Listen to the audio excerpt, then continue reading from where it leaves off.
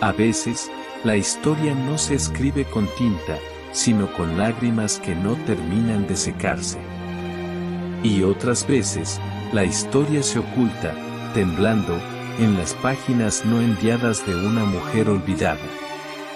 Este es el caso de Carlota de Bélgica, emperatriz sin imperio, esposa sin esposo, reina sin reino.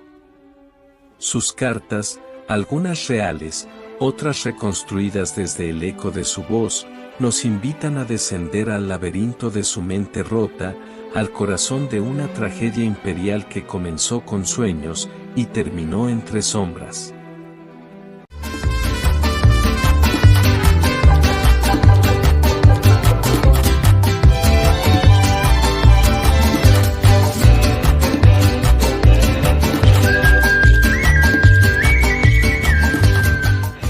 Carlota nació entre mármoles y espejos, hija del rey Leopoldo I de Bélgica. Su infancia no fue un jardín, sino un campo de entrenamiento para la realeza. Su madre, Luisa María, murió cuando ella tenía apenas 10 años. Dicen que Carlota no lloró. Dicen que desde entonces guardó el dolor como quien guarda una daga bajo el vestido, cerca del corazón, por si un día hace falta usarla. Madre, hoy soñé contigo. Tenías mi voz y me hablabas desde un espejo. Me dijiste que las reinas también pueden quebrarse, pero que deben hacerlo en silencio para no asustar al pueblo. Desde niña era brillante, hablaba varios idiomas, leía filosofía, historia, política. Su educación no fue un lujo, fue un deber. Una espada invisible sobre la cabeza. Creció sola, en castillos silenciosos donde la música era sustituida por protocolos. A los 17 años, Carlota fue prometida al archiduque Maximiliano de Habsburgo, hermano menor del emperador Francisco José. Él era bohemio, curioso, más amante de las orquídeas que del poder. Pero Carlota vio en él algo más, una oportunidad. Si su padre había sido el arquitecto de Europa, ella sería la fundadora de un nuevo imperio. No solo por ambición, sino por necesidad de sentido. Aceptaron la oferta francesa, un trono en América. Un imperio hecho de papel. Carlota creyó que podía gobernar, que podía civilizar, que podía dar forma a un nuevo mundo. La llegada a México fue espléndida y trágica. La corona que Carlota y Maximiliano aceptaban no era legítima para la mayoría, las batallas internas, las traiciones, el hambre, la desconfianza. Juárez resistía. El pueblo observaba con recelo a los nuevos monarcas vestidos de gala. Carlota se entregó a su papel. Se reunía con diplomáticos, visitaba hospitales, aprendía español, escribía decretos.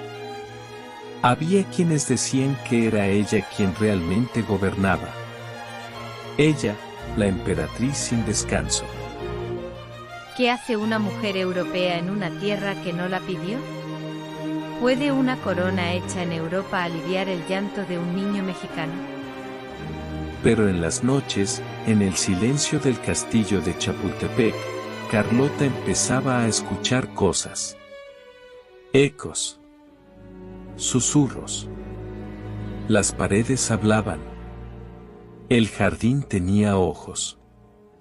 El pasado temblaba bajo sus pies. Y aunque aún no lo sabía, la locura ya había comenzado a escribirle desde dentro. Francia se retiró. Napoleón III retiró su apoyo militar.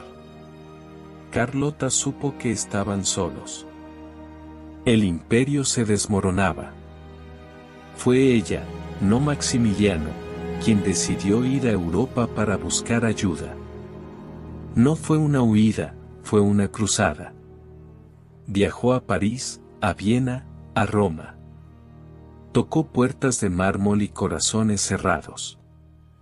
Rogó a su cuñado. Lloró frente a reyes. Pero Europa no quiso mirar a la emperatriz caída. En Roma, en un hotel, comenzó a cerrarse la última puerta. Carlota se encerró. Gritaba. Decía que la querían envenenar. No comía. No dormía.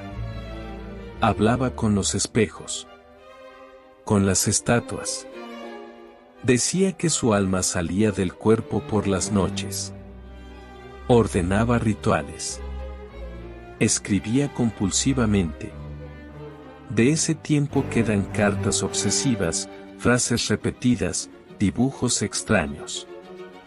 La locura tomó la pluma. O quizás la liberó. Hoy me dijeron que ya no estás, Maximiliano. Que te ultimaron en Querétaro, pero no puede ser. Yo oigo tus pasos por la noche. Tú hablas conmigo.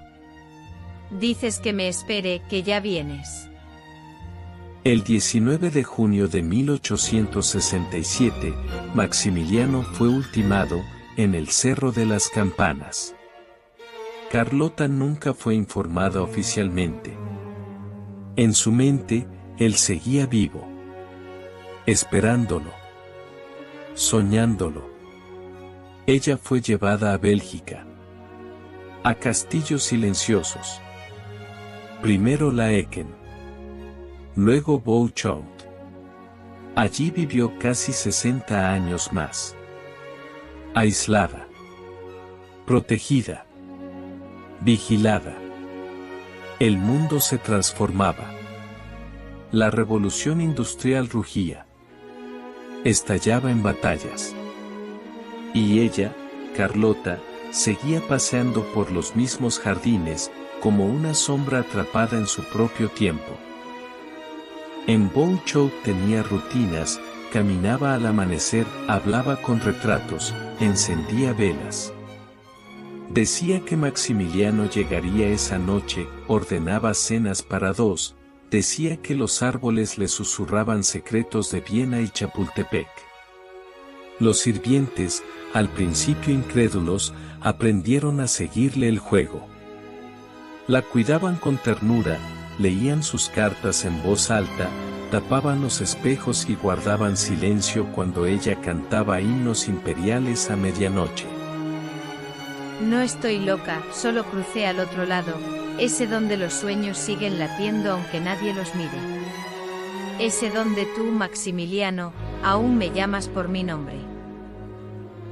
Después del fallecimiento de Maximiliano en Querétaro, Carlota se sumió en una profunda soledad.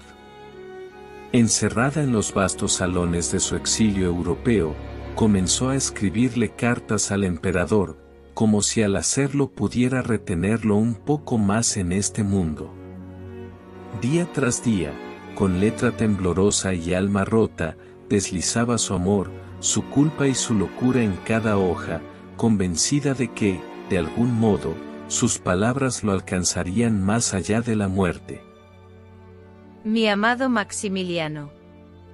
Hoy he vuelto a escribirte aunque sé que las sombras me susurran que ya no estás. Pero no les creo. No puedo.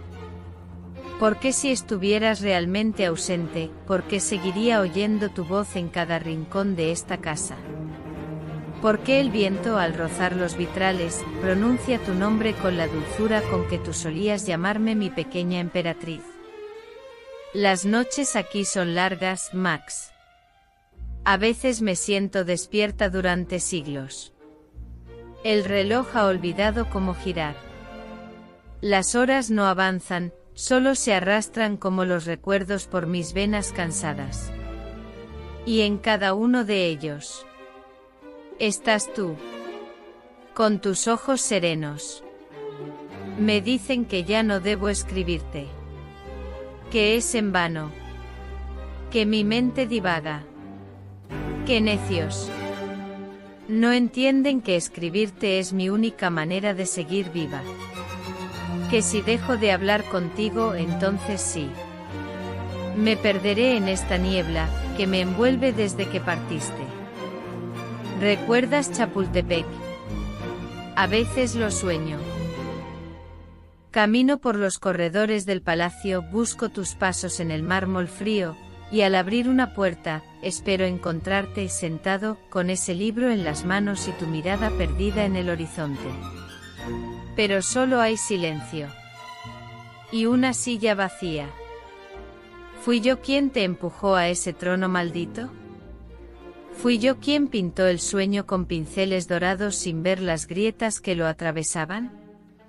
Perdóname. Si mis ansias de gloria fueron el eco de mi juventud y no el reflejo de la verdad. Te prometí un imperio y te entregué una cruz. Dicen que estás enterrado en Viena. Que tu cuerpo reposa con los tuyos. Pero yo sé que no es cierto. Porque a veces por las noches siento tu peso a mi lado en la cama. Tu aliento tibio sobre mi cuello.